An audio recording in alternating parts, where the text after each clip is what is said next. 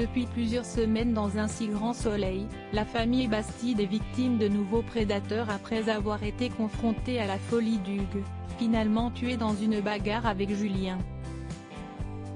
Si Hakim a longtemps été considéré comme le principal suspect, le vent est en train de tourner et le frère de Bilal s'apprête à redevenir un homme libre.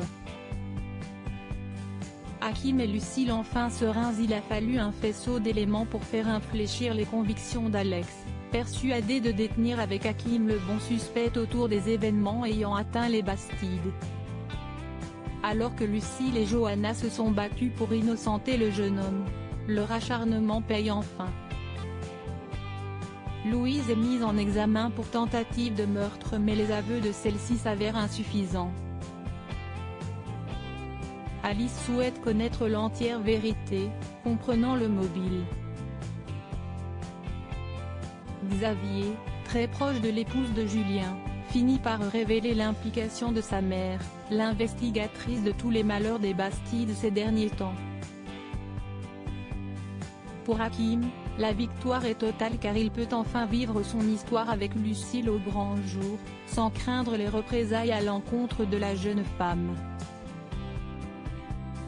La couverture d'Elliot tombe de son côté, Manu mène une enquête pour laquelle il va de surprise en surprise.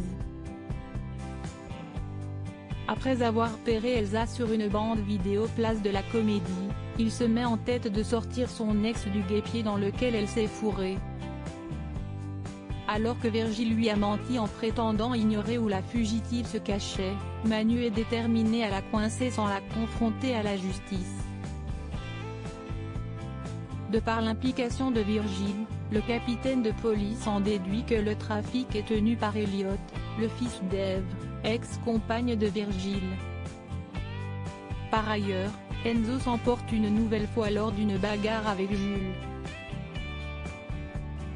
Sous le menace d'Inès, qui envisage de porter plainte, Enzo est prêt à se faire soigner tandis que Florent défend la cause de son fils.